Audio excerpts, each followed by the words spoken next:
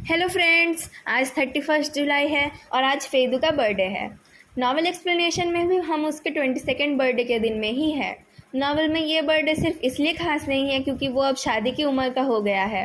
ये इसलिए भी खास है क्योंकि ये बर्थडे वो लुआ वेंजो के साथ बिताएगा और इस दिन वो पहली बार उस घर में जाएगा जहाँ एक दिन उसका घर बसेगा।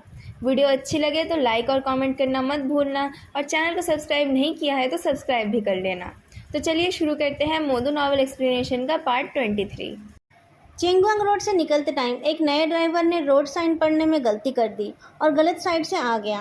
फेदू की इतनी बड़ी गाड़ी देखकर वो घबरा गया और ब्रेक के बदले एक्सीलेटर दबा दिया।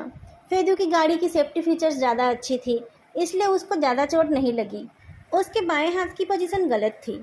एयरबैग खुलने पर उसका हाथ टूट गया, पर दूसरी गाड़ी के ड्राइवर को एम्बुलेंस में ले जाना पड़ा। पर इस एक्सीडेंट से भी ज़्यादा बैड लक तो उसकी तब थी जब लुआ वेंजो ने उसे उस हाल में देख लिया। फेदू के टूटे हुए हाथ पर जब प्लास्टर चढ़ रहा था तब उसे दर्द से परेशान होते देख लुआ वेंजो अपनी हंसी को कंट्रोल नहीं कर पाया। एक्सीडेंट में फेदू को और कुछ नहीं हुआ था, उसका चश्मा भी बिल्कुल ठीक था।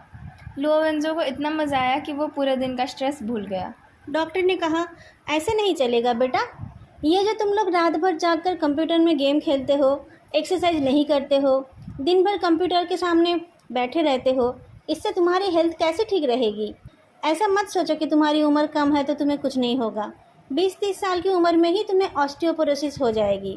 फेदू के ऊपर ऐसे झूठे आरोप लग गए पर वो कुछ बोल नहीं पाया।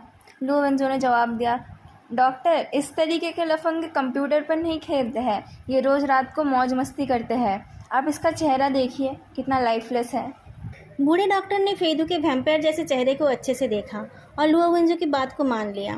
तुम्हारा फ्रैक्चर छोटा सा है, कुछ दिन बाद आकर प्लास्टर कटवा लेना, पर इन दिनों कोई भी मेहनत का काम मत करना। शराब सिगरेट नहीं पीना और सेक्स भी बिल्कुल नहीं। साथ में कैल्शियम सप्लीमेंट भी लेना, नहीं तो कुछ दिनों में तुम्हारी पूरी बॉडी ही टूट जाएगी। ये लास्ट सेंटेंस लुआ वेंजो को और भी फनी लगा। वो शायद ज़िंदगी भर उसी बात पर हंसता रहेगा। फेदू को उस पर दया आ रही थी। उसकी ज़िंदगी इतनी बोरिंग है कि उसे ऐसी बातों से अपना एंटरटेनमेंट करना पड़ता है। दोनों को ही अपने अपने अपॉइंटमेंट कैंसिल करने पड़े और फेदू को लुआ वेंजो से लिफ्ट लेनी पड़ी। उस मोड़ से लेफ्ट लीजिए। अरे, आप पार कर गए। फेदू इरिटेट होकर बोलता है, अच्छा अंकल, आपको जीपीएस भी पढ़ना नहीं आता? तुम्हें समझ नहीं आ रहा है कि मैं तुम्हें बेचने के लिए उठा ले जा रहा हूँ? मैंने खरीदार से बात भी कर ली है। लुआ वेंजो गलत रास्ते पर जाकर एक शॉपिंग सेंटर के सामने रुकता है। अब चलो, खरीदार तुम्हें चेक करने के लिए वेट कर रहा है। फेदू की पूरी बॉडी में दर्द हो रहा था। वो गाड़ी से नहीं उतरा। मेरे पैकेजिंग थोड़ा ठीक होने तक वेट नहीं कर सकते? मैं नहीं चल पाऊंगा, आप खरीदार को ही ले आइए। लुआ वेंजो चला गया। फेदू को लगा उसको वहाँ कोई काम होगा। वो उसे घर छोड़ रहा है, यही बड़ी बात है। फेदू और क्या डिमांड कर सकता है। वो कार की सीट को पीछे करके लेट जाता है। आंखें बंद करके वो उस एक्सीडेंट के बारे में सोचता रहता है। साइन को गलत पढ़ना, ब्रेक के बदले एक्सीलेटर दबा देना, ऐसा होता ही रहता है। ये जानबूझकर किया गया है या घबराने की वजह से हो गया है, ये जानने का कोई तरीका नहीं है। फ़र्क सिर्फ इतना है कि पहला वाला मर्डर अटेम्प्ट है और दूसरा वाला सिर्फ एक्सीडेंट है। लुआ वेंजो एक केक का बॉक्स लेकर आता है, जिसे देखकर फेदू दूर भागने की कोशिश करता है जैसे कि वो कोई बॉम्ब हो। कभी बर्थडे केक नहीं देखा तुमने? तुम्हारे आईडी पर आज का डेट ही लिखा था, क्या वो गलत था? लुआ वेंजो केक को रखकर गाड़ी चलाने लगता है। फेदू का मन हो रहा था कि वो भाग जाए, पर उसके कुछ सोचने से पहले ही वो लोग लुआ वेंजो के घर के पार्किंग पर पहुंच गए थे। डॉक्टर ने तुम्हें सिगरेट, शराब और सेक्स से दूर रहने के लिए कहा है। ऐसा हाथ लेकर तुम घूमने तो नहीं जाओगे ना? आज तुम एक मिडिल एज्ड पर्सन का बुढ़ापा कैसे कटता है वही देख लो। लुआ वेंजो की इस बात पर फेदू अजीब तरीके से देखता है और फिर बहुत मुश्किल से गाड़ी से उतरता है और धीरे धीरे लुआ वेंजो के पीछे चलता है। क्या हुआ यंग मास्टर? अच्छा हुआ मैं फर्स्ट फ्लोर पर रहता हूँ, नहीं तो मुझे शायद तुम्हें पीठ पर उठा के ले जाना पड़ता। लुआ वेंजो को फेदू की वजह से बार बार रुकना पड़ रहा था। फेदू कुछ जवाब ना देकर चलता रहा। वो एक कैट की तरह था जिसे पहली बार किसी और इलाके में ले जाया जा रहा था। उसकी पूरी बॉडी चौकन थी। दरवाज़ा खोलते ही घर का मालिक अपना गोल सिर निकाल कर देखता है।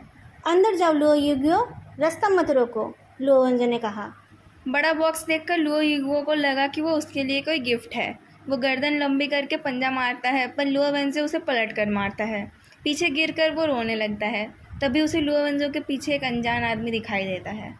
फेदू और लुओ युगियो एक दूसरे को देखते हैं। फेदू थोड़ा पीछे हो जाता है, पर लुओ युगियो अजीब आवाज़ में चीखता है। अपनी जगह पर एक राउंड घूमकर वो आंखें बड़ी बड़ी करके फेदू को देखता है। उसके बाद वो अटैक के पोजीशन में आ जाता है, पर जल्द ही वो अपना मन बदल लेता है और काउच के गैप में जाकर छुप जाता है। लुओ वेंजो बोल उठता है, जूते बदलने की ज़रूरत नहीं है, तुम जहाँ मर्जी बैठ जाओ। ये बिल्लाओ तो कभी भी ऐसे बिहेव नहीं करता, ये तो गेस्ट्स के पीछे पीछे घूमता रहता है। तुम्हें देखकर ये डर क्यों गया? लुओ युगियो, तुम निकलो वहाँ से, तुम वहाँ से गंदे होकर निकलोगे और फिर मेरे बेड को गंदा करोगे। लुओ युगियो नहीं निकलता है। तुम्हें खाना खाना है या नहीं? इस बार लुओ युगियो अपनी मूंछ को निकालकर फेदू को सूंघता है और फिर से छुप जाता है। वो खाना खाने के लिए भी नहीं निकलता है। लुओ वेंजो ने कैट फूड का कैन खोलकर कैट के फूड बाउल के पास रखा, फिर एक कैंडी का डब्बा निकालकर फेदू के सामने रख दिया। देखो ये ख़राब तो नहीं हो गया? मैं खाने के लिए कुछ बना रहा हूँ, पहले ही बता रहा हूँ मैं तुम्हारी सेवा नहीं करने वाला हूँ। जो मैं बनाऊँगा वही तुम्हें खाना पड़ेगा। फेदू ने कोई ऑब्जेक्शन नहीं उठाया। वो ऐसे बैठा था जैसे कि वो किसी किले के दीवार के ऊपर बैठा हो। लुओ वेंजो के अंदर जाने के बाद वो एक हाथ से उस डब्बे को खोलता है। अंदर बहुत टाइप के चॉकलेट्स और कैंडीज़ मिक्स हो रखे थे। उसे कुछ ओल्ड फैशन टॉफ़ीज़ भी दिखे, जिनमें से एक लेकर वो मुंह में डालता है। किचन से खाना बनाने की आवाज़ आ रही थी और बीच बीच में लुओ वेंजो का पीठ दिख रहा था। लुओ वेंजो ने बहुत कम टाइम में ही बहुत सारे मीट और वेजिटेबल्स के डिशेस बना लिए थे। केक और खाना सजाकर उसने केक के ऊपर एक कैंडल लगा के जला दिया। देख क्या रहे हो? मैं हैप्पी बर्थडे नहीं गाने वाला। ओह, फेदू ने कहा। दोनों केक के ऊपर लगे कार्टून कैरेक्टर कैंडल की तरफ देखने लगे। खुशी का एटमॉस्फेयर ना होकर वो एक शोक का एटमॉस्फेयर लग रहा था। लुओ वेंजो को रिग्रेट होने लगा। फेदू ने बहुत टाइप के केक खाए हैं, पर बर्थडे केक खाने का मौका उसे एक बार ही मिला था। जब वो बहुत छोटा था तब एक बार उसके बर्थडे में बहुत लोगों को बुलाया गया था। उस टाइम उसे बर्थडे केक का एक छोटा सा टुकड़ा टेस्ट करने का मौका मिला था। उसे दोबारा कभी वो मौका नहीं मिला।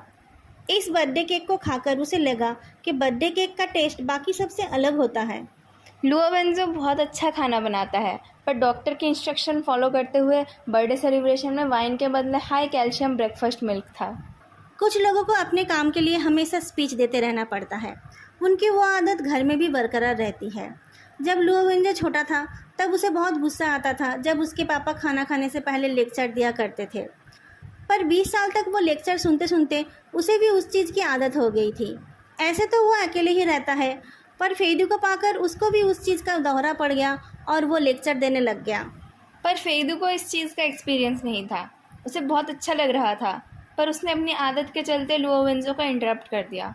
लुओ वेंजो ने कहा, तुम घर के हेड के लेक्चर को इंटरप्ट कर रहे हो?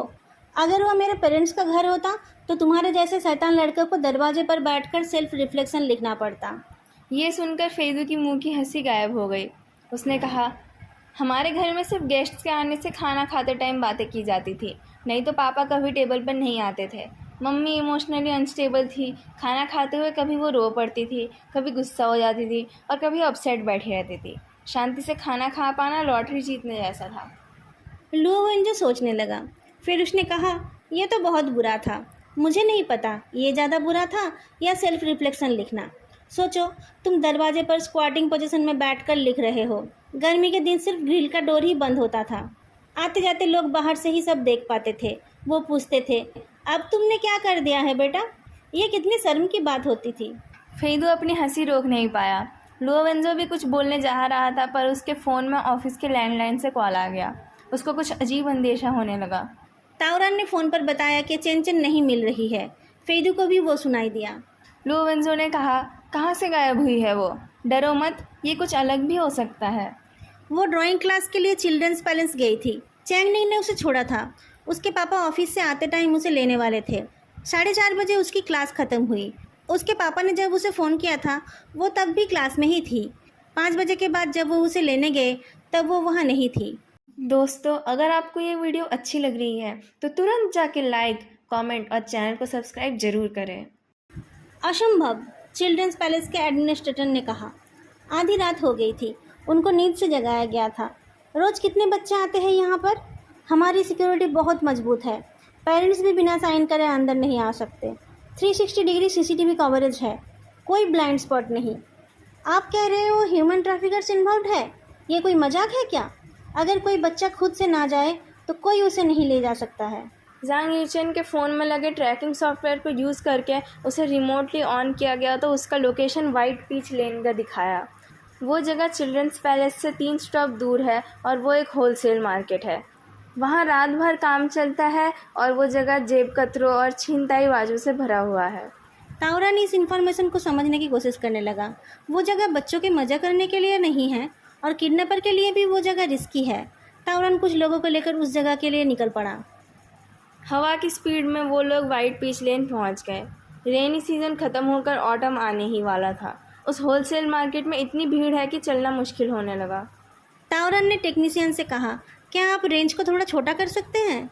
वो वाइट पीच लेन के वेस्ट एंड की तरफ जा रहा है। उसको अभी फ़ोन के ऑन होने का पता नहीं चला है। डेप्यूटी ताओ जल्दी कीजिए, टेक्नीशियन ने कहा। ताओरान और उसके साथी अलग अलग होकर उस जगह की तरफ चलने लगे और हर वो जगह चेक करने लगे जहां एक इंसान को छुपाया जा सकता है। पुलिस की सायरन किसी ने नहीं सुनी थी, पर शर्ट शुरू होने पर सब लोग घबरा गए। अचानक ईयरबड से टेक्नीशियन की आवाज़ आई। उनको पता चल गया है। फ़ोन स्विच ऑफ कर दिया उन लोगों ने। ताओरान की नज़र इधर उधर घूमते हुए एक कूड़ेदान पर पड़ी। एक छोटे दुबले आदमी से उसकी नज़र मिली। पुलिस देखकर वो आदमी अपने हाथ का सामान फेंक कर दौड़ने लगा। उसने जो फेंका था वो एक वाइट सेल फोन था जिसके पीछे बहुत सारे स्टिकर्स लगे हुए थे। स्टॉप, ताओरान ने चिल्लाया। पर वो आदमी एक मंकी की तरह एक ठेले के ऊपर पैर रखकर और फिर रोड के गार्ड रेल के ऊपर चढ़कर बहुत सफाई के साथ भागने लगा। पर उल्टे साइड में मौजूद एक हट्टे कट्टे पुलिस वाले ने उसे पकड़ लिया। ताओरान ने फ़ोन को उठाकर ऑन किया तो उसमें चेन की कैट फेस्ट सेल्फी दिखाई दी। कहाँ है वो? ताओरान ने पूछा। उस आदमी के नाक से खून निकल रहा था। वो रोते हुए बोलता है, मुझसे गलती हो गई है सरकारी बाबू, मैं दोबारा ऐसा नहीं करूँगा। धीरे। ताओरान ने उसका कॉलर पकड़ लिया। वो लड़की कहाँ है? लड़की? लुओ वेंजो उस टाइम चिल्ड्रंस पैलेस के गेट पर पहुंचा। लैंगचा उसकी कार देखकर दौड़ कर आई। क्या हो रहा है? ताओरान कहाँ है? लुओ वेंजो ने पूछा। फिर कार के अंदर देखकर कहा, तुम बैठे रहो।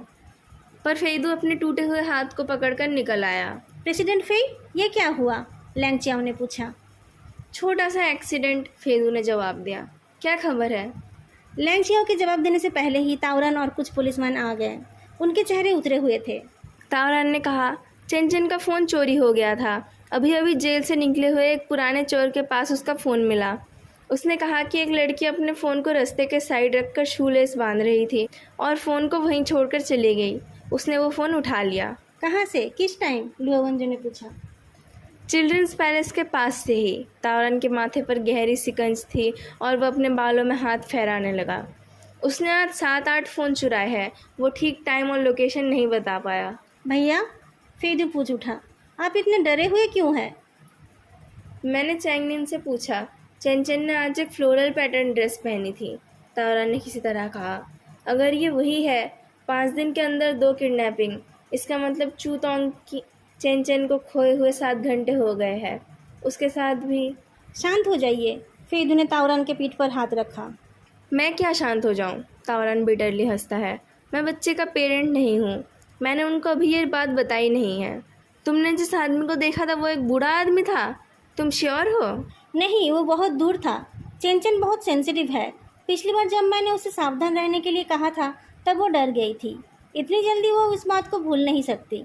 अगर वो किसी के साथ जाती भी तो वो घर वालों को ज़रूर बताती। डेप्यूटी ताओ, ड्राइंग क्लासरूम के फुटेज में वो लड़की दिख गई है। लैंगचाओ से रिपोर्ट पाकर ताओरान जाने लगा। लुओ वेंजो उसके कंधे पर हाथ रखकर बोलता है, ये मेरे ऊपर छोड़ दो। तुम उसके पेरेंट्स से बात करके देखो, कोई और पॉसिबिलिटी तो नहीं है। फिर एक साइड झुककर पूछता है, आपको मेरी मदद चाहिए? किस नाते? लुओ वेंजो ने पूछा। फेदू सेमलेसली जवाब देता है, फ्रेंड्स एंड फैमिली। लुओ वेंजो से मना नहीं कर पाया। क्लासरूम के वीडियो में साफ दिख रहा था कि 4:30 बजने पर बच्चे अपने पेरेंट्स के साथ जाने लगे। चेन क्लासरूम में अकेले बैठकर टीचर का एल्बम खोलकर देखने लगी, पर बार बार वो खिड़की की तरफ देख रही थी। लुओ वेंजो के सवाल करने पर लैंगचाओ बताती है कि चेन खिड़की के कांच पर अपना रिफ्लेक्शन देख रही थी। लड़कियां ऐसा करती है। अचानक चेन सीधी हो जाती है। वो मुस्कुराकर खड़ी होती है और अपना सामान लेकर दौड़कर बाहर चली जाती है। चेक करके पता चला वो खिड़की प्लेग्राउंड की तरफ खुलती है। वो लोग जल्दी से प्लेग्राउंड के पास वाले कैमरा को देखने लगे। चेंचन प्लेग्राउंड में खड़े बच्चों के ग्रुप के पास जाती है। थोड़ी देर बाद कुछ लड़कियों के साथ वो नॉर्थ ईस्ट कॉर्नर की तरफ चली गई। ये क्या है? एडमिनिस्ट्रेटर ने कहा था ना कोई ब्लाइंड स्पॉट नहीं है, लुओ वेंजो पूछता है। वहाँ टॉयलेट है, वहाँ कैमरा नहीं है। आप लोगों ने ये पहले क्यों नहीं कहा? उन बच्चों को आइडेंटिफाई करो और पूछताछ करो, मैप ले आओ। उधर एक छोटा सा पार्क है जिसको अच्छे से मेंटेन नहीं किया जाता है। बीच में झाड़ियाँ है और उसके चारों ओर लोगों के वॉक करने से एक रास्ता बन गया है। पुलिस डॉग पहुंच गए और सर्च टीम भी फ्लैशलाइट लेकर हाजिर हो गई। फेदू चुपचाप तावरान और चेंचन के पापा की बात सुन रहा था। 5:05 को मैं आया और गेट से उसे कॉल किया। उसका फ़ोन स्विच ऑफ था। मुझे लगा बैटरी ख़त्म हो गई होगी। मैं साइन करके अंदर गया तो वो क्लासरूम में नहीं थी। मैंने सोचा भी नहीं था कि वो खो गई होगी। मुझे लगा वो या तो वॉशरूम में होगी या फिर दोस्तों के साथ खेल रही होगी। मैं गुस्सा था और उसका इंतज़ार करता रहा। जब सिक्योरिटी गार्ड्स खिड़की दरवाज़ा बंद करके लाइट ऑफ करने लगे तब मैं डर गया और एक फीमेल टीचर को ढूंढकर रेस्ट रूम चेक करने के लिए कहा। चेंचन की माँ उनके कंधे को पकड़कर हिलाने लगी। वो ऐसी लड़की है? क्या वो बिना बताए कहीं जाने वाली लड़कियों में से है? तुम कैसे बाप हो? बेटी पर ही आरोप लगा रहे हो। अगर कुछ हो गया? तावरान और चैंगनिंग ने उन दोनों को खींचकर अलग किया। फेदू बोल उठता है, मैंने सुना उसके फ़ोन पर एक ट्रैकिंग सिस्टम है। उसकी मदद से पुलिस ने उसके फ़ोन को ऑन किया था। आपने वो यूज़ क्यों नहीं किया था? मैंने कोशिश की थी पर उस सॉफ्टवेयर में कुछ प्रॉब्लम था। रिमोट फंक्शन लिंक बार बार फेल हो रहा था। मैंने पहले कभी उसे यूज़ नहीं किया। हमें उसका फ़ोन मिल गया है, तावरान ने कहा। उसके फ़ोन में हाफ चार्ज है। जब आपने पहली बार कॉल किया था शायद उसके पहले ही वो फ़ोन चोरी हो गया था। चिल्ड्रंस पैलेस से फ़ोन चोरी करना इतना आसान नहीं। फेदू गर्दन हिलाता है। शायद वो खुद ही उसे कहीं भूल गई थी। छुट्टी होने से आपके आने तक आधा घंटा टाइम था। शायद वो कुछ खरीदने गई थी या फिर दोस्तों के साथ खेलने चली गई थी। वो ज़रूर आसपास ही रही होगी ताकि आपके आने पर वो जल्दी वापस आ पाए। आपने उसे बताया था ना कुछ चोरी हो जाए तो क्या करना है? हाँ, चाइनिन ने कहा। मैंने उसे कहा था कुछ हो जाए तो तावरान भैया से मदद मांगना। उसे पता है कैसे पुलिस को कॉल करना है, और नहीं तो स्कूल वापस जाकर गार्ड से मदद। यहाँ चारों तरफ इतने लोग रहते हैं, तावरान ने कहा। इस जगह पर उस टाइम बहुत भीड़ रहती है। सिर्फ वो नॉर्थ ईस्ट कॉर्नर का पार्क? नहीं, चाइनिन ने तावरान का हाथ पकड़ लिया। वो बहुत डरपोक है। वो अपने आप खाली जगह पर नहीं जाएगी। फेदू बोल उठा। अपने दोस्तों के साथ तो जा सकती है ना? किस टाइम आपने उसके फ़ोन को ऑन करने की कोशिश करी थी? 6 बजे के बाद। कैसे की थी? आप मुझे बता सकते हैं? बॉस, टीचर ने उन सब बच्चों को कॉल कर लिया है जो उसके साथ थे। लैंगचाओ एक झाड़ी को हटाते हुए लुओ वेंजो के पास आती है। वो लोग रेस्ट रूम में ड्रेस बदलकर पार्क में जाकर फ़ोटो खिंचवा रहे थे। फ़ोटो खिंचवा रहे थे? फोटोग्राफी क्लास की एक लड़की ने अपने होमवर्क के लिए कुछ लड़कियों को मॉडल बनने की रिक्वेस्ट करी थी। कुछ लड़कियां फ़ोटो खिंचाने के लिए अलग कपड़े भी लाई थी। फ़ोटो खिंचवाने के बाद जैंग यूचेन को चिल्ड्रंस पैलेस वापस जाना था। पार्क के गेट से सब लोग अलग अलग रास्ते चले गए थे। किसी को नहीं पता जैंग यूचेन उसके बाद कहाँ गई। शायद पार्क से निकलने के बाद चेंचन को अपना फ़ोन नहीं मिला और वो उसे ढूंढने दोबारा पार्क में वापस गई। लुओ वेंजो परेशान हो गया। उसने जू वेंचो के ऊपर नज़रदारी करने वालों को फ़ोन करके उसके बारे में पूछा। बुरो से निकलकर जू वेंचाओ ने एक फास्ट फूड रेस्टोरेंट से खाना लिया और उसके बाद घर चला गया। फिर वो घर का पर्दा खोलकर स्टडी रूम में बैठा है। वो अपनी जगह से हिला भी नहीं। फ़ोन रखते ही फेदू का फ़ोन आ गया। उसने बताया, करीब 6 बजे जब मिस्टर जैंग ने रिमोटली चेंचन का फ़ोन ऑन करने की कोशिश करी थी तब लिंक फेल हो रहा था। मुझे लगता है ये उनकी गलती नहीं थी। या तो किसी एक के फ़ोन में नेटवर्क नहीं था या फिर चेंचन के फ़ोन में से बैटरी निकाल दी गई थी। चोर ने अगर बैटरी निकाली होगी तो वो वापस क्यों लगाएगा? उसे शायद उस सॉफ्टवेयर के बारे में पता भी नहीं था। मुझे लगता है जब चेंचन कपड़े बदल रही थी या पोज दे रही थी तब उन लड़कियों में से किसी ने उसका फ़ोन छुपा दिया था। बाद में वो उसके साथ फ़ोन ढूंढने भी गई होगी। फ़ोन में उस सॉफ्टवेयर के बारे में चेंचन ने ही अपने दोस्तों को बताया होगा। तुम कह रहे हो एक बच्ची ने ये सब प्लान किया है? ये थोड़ा ज़्यादा। फेदू हंस उठा। लुओ वेंजो को कोल्ड डार्क आंखों वाला वो टीनेज लड़का याद आ गया जो अपने घर की सीढ़ी में बैठा था। तुम्हें ऐसा क्यों लगा? लुओ वेंजो ने पूछा। क्योंकि मैंने उसे उसके जैसे बच्चों को छोड़कर बाकी सब लोगों से सावधान रहने के लिए कहा था। लुओ वेंजो फ़ोन रखकर लैंगचाओ की तरफ घुमा। जब चिल्ड्रंस पैलेस के टीचर बच्चों को फ़ोन कर रहे थे तब क्या कोई ऐसी बच्ची थी जिसने खुद फ़ोन उठाया? चाकू हाथ में पकड़े हुए मर्डरर से खाली हाथ लड़ते हुए भी लैंग चाओ इतना नहीं डरती है जितना कि वो अब डरी हुई है। मुझे मुझे लगता है ऐसी एक लड़की थी। अगर आप लोगों को आज का ये पार्ट अच्छा लगा हो तो लाइक, कमेंट और चैनल को सब्सक्राइब करना मत भूलना। फिर मिलेंगे अगली वीडियो में, तब तक के लिए बाय।